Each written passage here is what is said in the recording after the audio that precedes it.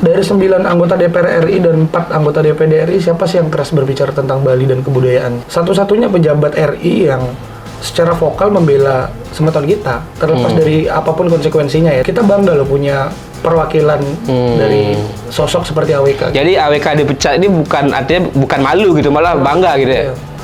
Agar 4 kursi ini memang betul-betul dipegang sama putra-putri terbaik Bali. Ya kalau tagline 1 juta suara untuk AWK itu adalah bentuk optimisme kami aja sebenarnya untuk mendukung beliau. Yang pasti saya ya 100% beliau lolos lagi. Seperti itu, saya pun sebagai salah satu anak muda di Bali mempertanyakan kerja dari 3 anggota DPD lainnya ngapain? Ruangan mana yang ramai dengan berkas, mana yang kosong gitu. Kalau bahasa teman saya itu kayak ruangan-ruangan yang lain itu kayak kontrakan gitu. Jadi ada musimnya untuk rame. Nah, ya kita tidak perlu munafik, banyak juga calon-calon anggota DPD yang menggandong dengan partai-partai, dan teman-teman harus bisa melihat lah, karena DPD ini kan harus punya positioning independen. Kembali lagi di channel YouTube Bali 1. Hari ini kita sudah bersama salah satu ya pendukung ya, tokoh muda ya, pendukung dari calon senator atau calon anggota DPD RI, Arya Wedakarna yang akrab disapa AWK. Ada Arya Gangga ya. Izin nama lengkapnya? Arya Gangga aja boleh. Arya Gangga, oke. Ya, ini saya kenal Arya ini beberapa waktu lalu ada diskusi dengan salah satu anggota DPR RI ya. Kebetulan Arya Gangga ini founder dari Praga Institute ya. Itu apa itu, bergerak di bidang apa itu?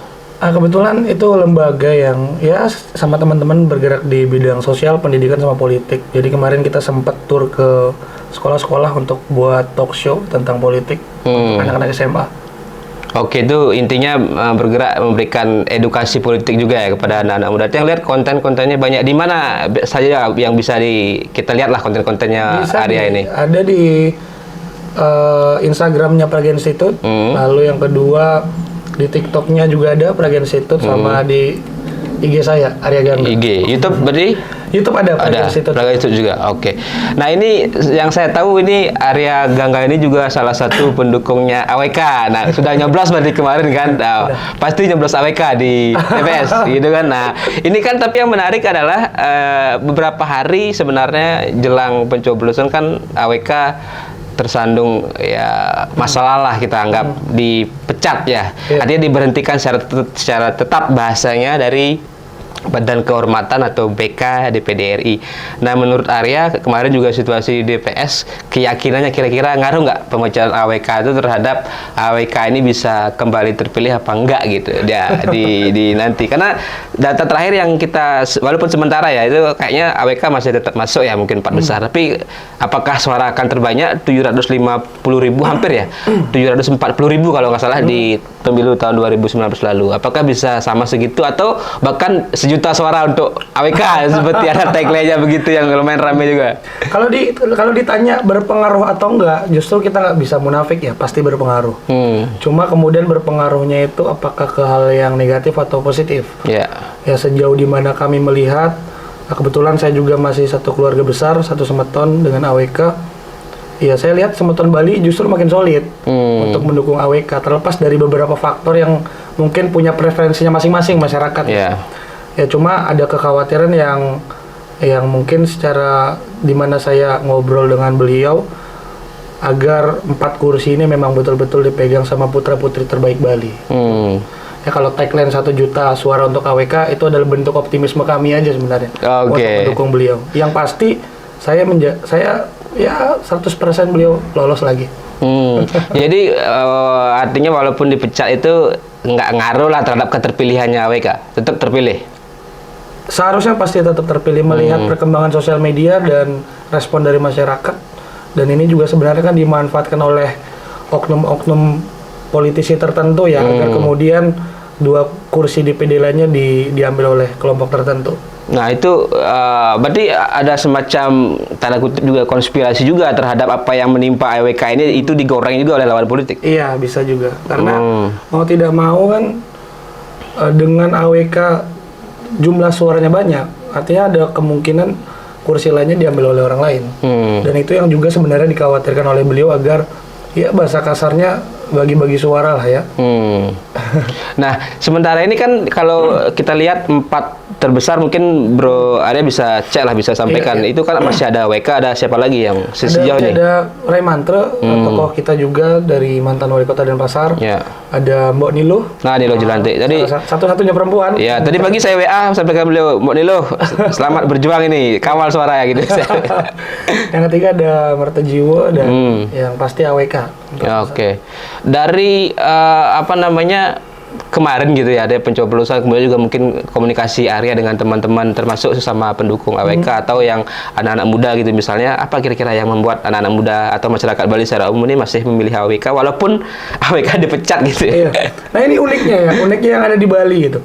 Baru kali ini ada fenomena di Bali, anggota legislatif DPD RI dengan suara terbanyak. Kalau kita lihat data misalnya, di tahun 2019 itu AWK dapat suara 742.000. Dari pemilih sah suara itu sekitar 2,6 juta pemilih suara sah.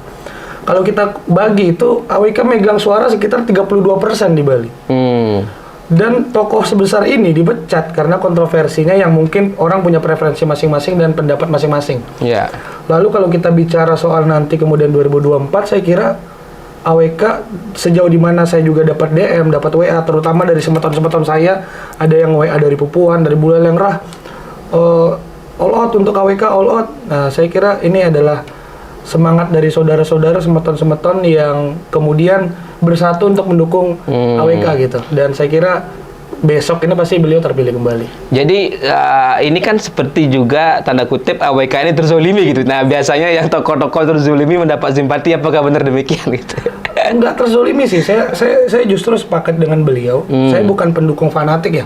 Walaupun AWK itu saudara saya pernah mendebat dia, saya pernah berbeda pandangan sama dia. Tapi ada satu value yang sebenarnya harus kita rasakan, bahwa dari 9 anggota DPR RI dan 4 anggota DPD RI, siapa sih yang keras berbicara tentang Bali dan kebudayaannya? Hindu Bali juga khususnya. Dan saya kira beliau adalah satu-satunya pejabat RI yang secara vokal membela semeton kita, terlepas dari apapun konsekuensinya ya. Dan itu mungkin yang dilihat oleh masyarakat Bali, bukan terzolimi ya, lebih kepada kita bangga loh punya perwakilan dari sosok seperti AWK. Jadi AWK dipecat ini artinya bukan malu gitu, malah bangga gitu ya. Oke. Terus kalau anak-anak muda, apa yang dilihat dari AWK gitu? Anak-anak muda, apakah ya kan selama ini juga AWK mencitrakan dirinya, artinya sosok yang lumayan paling dekat dengan anak-anak muda. Kemudian juga dari sisi konten-kontennya itu relatif lebih mudah juga dicerna oleh anak-anak muda gitu. Iya. Ya, inilah uniknya beliau ini. Mungkin dia satu-satunya pejabat yang sering merespon curhatan emak-emak di DM, sering merespon aduan anak-anak sekolah di sosial media, dan jujur aja itu jarang ada pejabat melakukan itu. Justru sejauh dimana saya aja kadang nge-DM pejabat-pejabat yang sering buat kegiatan, termasuk kegiatan terakhir kemarin, yang waktu sama Gus Adi, Pak Gus Adi. Saya berharap, sebenarnya saya kontak juga beberapa partai lain yang ingin saya ajak untuk berdiskusi di DPR RI, tapi nggak ada yang balas DM. Sementara AWK sosok sebesar ini dengan suara 700.000 itu apa ya, mau gitu untuk terima curhatan dari anak-anak sekolah yang kemudian beliau punya citra dekat dengan anak muda, dan itu kan sebenarnya jadi obrolan anak-anak sekolah ya. Oh, saya dibalas nih DM-nya, chatnya sama AWK gitu. Berarti itu juga yang membuat anak-anak muda merasa AWK ini dekat dengan mereka. Iya, karena merespon, kan jarang ya ada pejabat yang bisa dan mau merespon keluh kesah dari anak-anak muda. Kalau kerja gitu, ini kan kemarin saya buat ada tokoh yang ya intinya yang merespon lah juga pemecatannya AWK di TikTok kita di Kabar Bali 1. Komennya itu malah mempertanyakan 3 DPD yang lain ini kemana selama ini, apa kerjanya gitu. Itu malah komennya ke sana gitu. Ya, itu menurut Arya, kerja seorang AWK itu sudah seperti apa selama 2 periode atau 1 periode terakhir lah? Ya, sebenarnya DPD itu kan utusan provinsi yang kemudian bisa menyuarakan atau membawa problematika dari daerah tersebut. Kalau kemudian ditanya 3 lainnya gimana, saya juga mempertanyakan. Saya kemarin buat postingan juga story terkait dengan sikap Pak Mangku Pastike, tokoh yang saya kagumi juga, mantan gubernur Bali. Ya, karena menariknya yang membacakan pembicaraan mereka Pak Mangku, bahkan makanya muncul komen kok sesama nyame Bali megut-gut gitu istilahnya atau bertengkar gitu. Padahal kan itu secara organisasi memang beliau kan wakil ketua BK, tugasnya beliau lah, artinya tidak terlepas tidak ada persoalan pribadi sebenarnya. Wakil ketua BK ada banyak, kenapa kemudian beliau kan? Itu juga mungkin, itu tapi kan itu yang mungkin yang jadi pertanyaan. Iya, iya. Nah, kalau ditanya seperti itu, saya pun sebagai salah satu anak muda di Bali mempertanyakan kerja dari 3 anggota DPD lainnya ngapain? Saya mungkin adalah salah satu anak muda yang sering datang ke kantor DPD RI. Mungkin Semeton yang lain bisa coba datang. Ruangan mana yang ramai dengan berkas, mana yang kosong gitu. Kalau bahasa teman saya itu kayak ruangan-ruangan yang lain itu kayak kontrakan gitu. Jadi ada musimnya untuk rame. Nah, saya juga mempertanyakan yang lain itu kerjanya apa, termasuk Pak Mangku Pastike, salah satu tokoh yang saya kagumi juga, kerjanya apa gitu di DPD. Kalau beliau sebagai Gubernur Bali jelas kerjanya jelas. Cuma di DPD RI ini yang kemudian 3 lainnya juga kami pertanyakan kerjanya. Nah, tapi yang menarik kan juga setelah AWK kena kasus ini dipecat, muncul narasi ada salah satu calon DPD yang mempositioningkan diri pengganti AWK dan mengambil positioning juga sebagai tokoh yang peduli Bali atau menjaga taksu Bali. Nah, itu menurut Bro Arya seperti apa? Itu sih kembali ke masyarakat menilai sih. Kembali ke masyarakat menilai, karena sejauh di mana saya melihat beliau AWK, ya ini bukan perjalanan pendek ya, bukan perjalanan pendek dalam artian saya tidak melihat tokoh itu termasuk AWK itu tidak dari 10 tahun dia 2 periode ini. Tapi saya melihat dia dari sebelumnya. Kalau teman-teman tahu, beliau pernah nyalon DPR RI, suaranya banyak, cuma partainya masuk, partai yang nggak masuk threshold. PNI Marhainisme kalau nggak salah. Iya.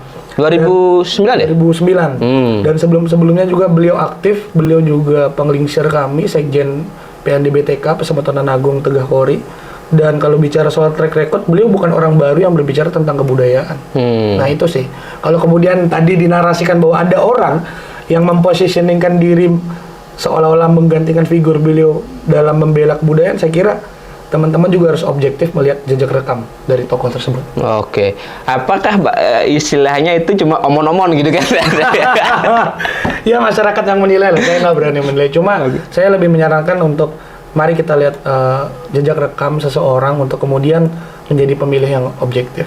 Berarti menurut Arya ini sosok AWK ini dengan segala, ya walaupun ada kontroversi, tapi dengan segala keberanian beliau, dengan segala juga track record beliau selama 2 periode di DPD RI, nggak akan tergantikan oleh siapapun? Sejauh dimana beliau masih ingin di DPD, saya kira dia masih menjadi figur yang populis, dan kita akui beliau adalah figur yang populer ya. Dan kedua ya, belum ada sih sejauh ini ada anggota DPD yang sevokal beliau. Jadi sejauh dimana dia masih ingin di DPD ya tiada tanding lah kira-kira bahasanya. Oke, berarti 1 juta suara ini bahkan juga bisa tembus gitu kan? Kalau beliau mau sebenarnya. Sejauh saya dimana diskusi ya dengan beliau. Cuma yang dikhawatirkan ini kan ada 2 kursi lainnya yang kemudian diambil oleh kelompok lain. Jadi ya itu juga yang menjadi pertimbangan. Kita juga khawatirnya ketika suara AWK terlalu tinggi, suara tokoh lain kan pasti terbagi kan, sehingga 2 kursi atau minimal 1 kursi itu bisa lepas gitu. Nah, itu juga menjadi kekhawatiran. Iya, itu sempat jadi bahasan teman-teman. Saya juga bersama AWK waktu itu. Nah, oke. Kalau kita mungkin tadi melihat sejauh ini baru prediksi ya, baru prediksi 4 tokoh itu yang namanya masuk, walaupun baru ya, istilahnya quick count sementara. Nah, Bro Arya melihat bagaimana dengan 3 figur yang lain? Artinya ada Mertejiwe, ini kan sosok yang dekat dengan ya salah satu ormas besar juga di Bali, dekat dengan Pak Bupati Badung, bahkan kemana-mana digandeng sepertinya gitu kan. Kemudian ada Monilo Jelantik, oke lah, salah satu-satunya perempuan. Kemudian ada satu lagi Pak Raimandre ya, track record beliau wali kota 2 periode, pernah nyalon gubernur. Nah, ini di luar AWK 3 nama itu, apakah misalnya kalau itu yang masuk sebagai 4 besar, apakah sudah cukup layak?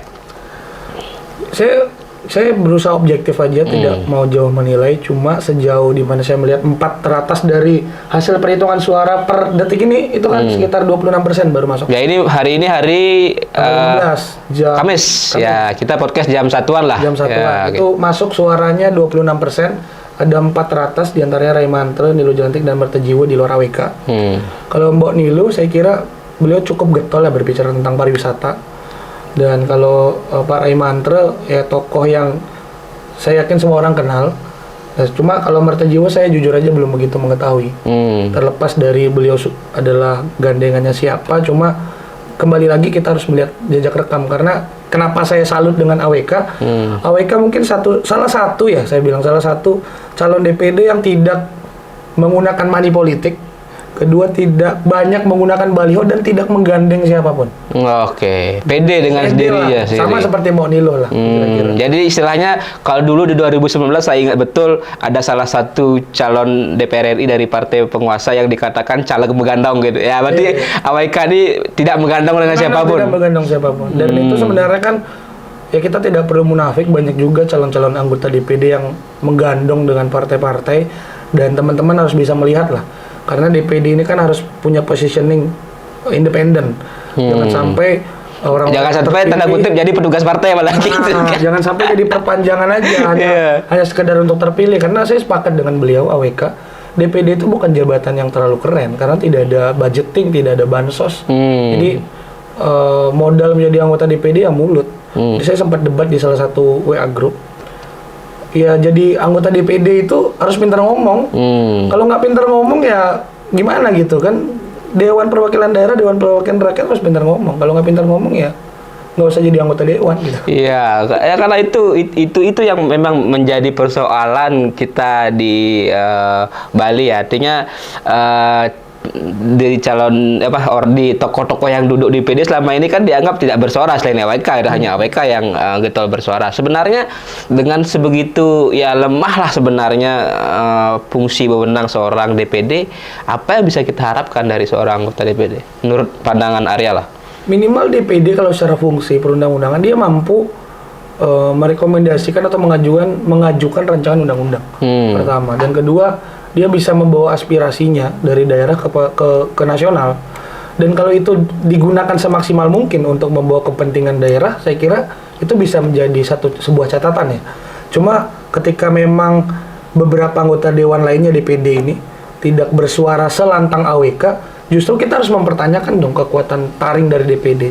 Dan uniknya, saya sering main ke Jawa sesekali, misalnya saya main ke Bandung atau ke Cirebon.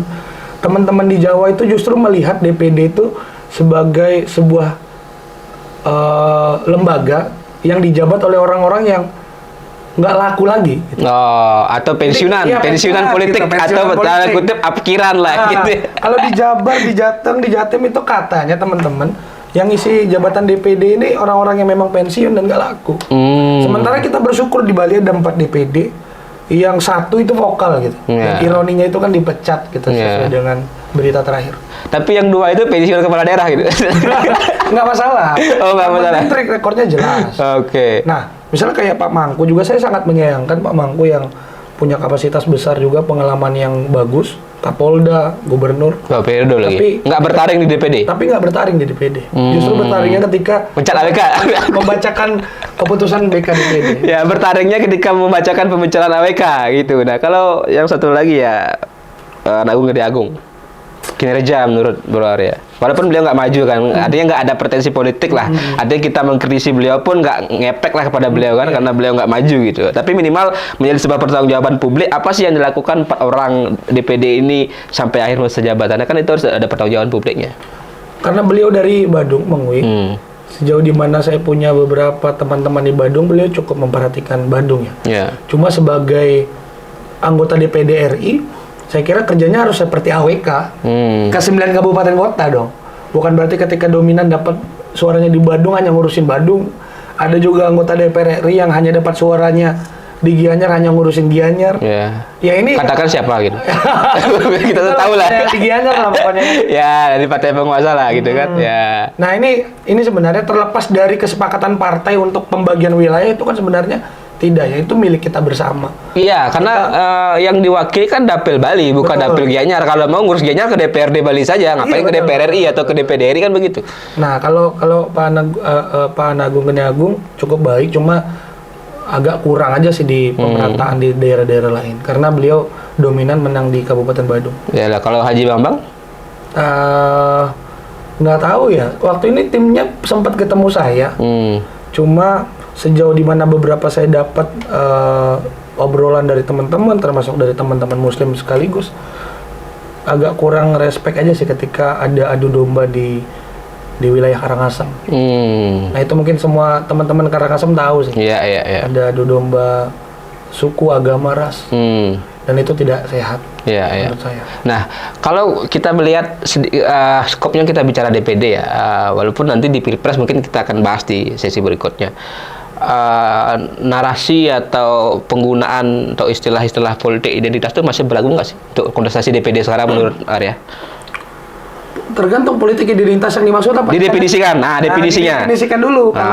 Kalau definisi menurut Arya, definisinya apa itu politik identitas? Politik identitas misalnya kayak Anagung Bediagung, politik identitas beliau tokoh Puri. Membawa identitas Puri.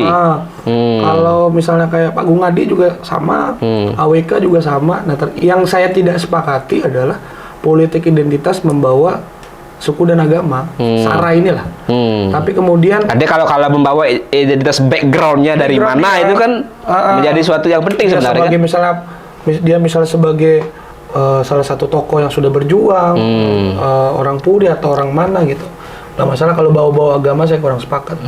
Karena itu kan kalau kita berbicara tentang negara khususnya Bali tidak berkaitan dengan agama, cuma sejauh di mana kita berbicara tentang Bali. Ya, yang lebih mengerti Bali ya putra-putri terbaik Bali. Terlepas tadi kita nggak bicara apapun orang luar Bali ya. Cuma kalau berbicara tentang Bali ya pastinya yang lebih mengerti putra-putri terbaik Bali. Oke. Nah dari nanti mungkin juga sedikit lah harapan Bro Arya lah kepada DPD yang terpilih itu. Kalau Mbok Nilo Jelantik ya mungkin kita ada harapan lah. Artinya beliau berani bersuara gitu. Tapi kalau mungkin nanti dua yang lainnya seperti apa? Ya saya berharap, ayolah anggota-anggota DPD yang lain, termasuk anggota DPR RI, ya anggota DPR RI mungkin pakai ya, karena kan masih ada background partai, masih ada. Dia harus tegak lurus dari jalan partainya gitu. Nah khusus yang DPD ini lantang lah bersuara, karena kita punya lembaga DPD itu selain dia adalah utusan provinsi, adalah orang yang mewakili daerah dengan konsep berpikir yang independen. Kalau kemudian cara berpikirnya saja terpengaruhi oleh kelompok-kelompok tertentu atau warna-warna tertentu, apa yang bisa kita harapkan gitu. Saya kira Pak Remantre sudah membuktikan ketika dia menjadi wali kota, dia diusung dari partai, bukan orang partai ya, orang independen. Saya tinggal lihat aja beliau nanti mau vokal nggak. Dan kalau Pak Martajiwo mau vokal atau enggak saya melihat, karena lagi-lagi kalau kita hanya bergantung pada ormas, bergantung pada sosok bupati ya nggak ada yang keren dari sebuah kemenangan. Nggak ada yang keren kalau bergantung gitu ya. Tapi kembali preferensi masing-masing ya. Kembali ke preferensi masing-masing. Ya, jadi kan kalaupun nanti misalnya sudah final suara itu, berarti itulah pilihan masyarakat Bali, terlepas dari plus minus masing-masing kandidat yang ada. Tapi tentu harapannya tetap harus vokal. Terakhir sebagai anak muda melihat pemilu ini 2024 ini sudah berjalan seperti apa di semua tingkatan presiden, DPR RI, DPD RI, DPRD provinsi dan kabupaten kota. Bagaimana Bro Arya melihat? Iya, saya melihat sudah cukup baik. Saya berharap tidak ada keterbelahan sosial seperti 2019, cebong dan ngampret, terlepas dari perbedaan pilihan, pendapat, dan pasti pun ada kelompok-kelompok yang kecewa. Lagi-lagi kita harus melihat dari sisi di mana Indonesia harus maju. Bagi pendukung-pendukung yang memang calonnya menang, mari kita kawal bareng-bareng programnya. Jangan sampai membenci 100% hanya karena kita adalah kelompok yang kalah gitu. Dan bagi kelompok yang menang, jangan memuji 100%. Jadi kita harus kawal nih, misalnya programnya apa, ketika janji-janji kampanyenya apa, dan itu yang harus anak muda lakuin. Mengawal janji-janji kampanye, janji-janji politik, bukan justru saling menghujat satu sama lain antar pendukung. Kalau partisipasi anak muda, Bro Arya melihat seperti apa sudah? Justru partisipasi anak muda di 2024 ini sangat besar. Karena melihat kontestasi politik hari ini cukup asik dan seru. Ditambah dengan inovasi politisi yang menggait anak muda itu, ya saya kira ini menjadi catatan sejarah di mana anak muda berkontestasi sebesar mungkin, karena kita pemilik suara dominan. 54-56% kan? Ya, terima kasih Arya Gangga, ya founder dari Praga Institute, salah satu juga pendukung apa bisa saya bilang pendukung militan ya. Tapi tadi pendukung loyal dan tapi rasional kan begitu. Betul, Tetap juga kritis tadi kan dibilang memberikan kritikan juga atau berani berdebat juga dengan AWK. Nah, ini mudah-mudahan sosok anak muda seperti Arya Gangga ini kita butuhkan untuk Bali ke depan, karena memang saya sepakat masa depan adalah milik anak-anak muda, dan dari sekarang kita berharap muncul lebih banyak politisi-politisi muda, dan AWK pun kan mengawali karirnya dari posisi muda. Dari kalau nggak salah umur 30-an kan? Wah, 20-an. 20, kurang dari 30 ya? Dia anak organisasi dulu. Nggak masuk ke DPD, terpilih di DPD sekitar ya 30-an lah ya. 30-an. Jadi kita berharap memang muncul ada tokoh-tokoh muda Bali lainnya yang bisa berkiprah di pusat maupun juga di daerah. Terima kasih Arya Gangga. Kita nanti ngobrol lebih lanjut soal mungkin bisa Pilpres atau yang lain lah. Ini kita fokus ke 1 juta suara untuk AWK dulu lah, kita kawal nih. Ya, terima kasih Arya Gangga sudah hadir di Bali 1. Kita sambung di kesempatan berikutnya.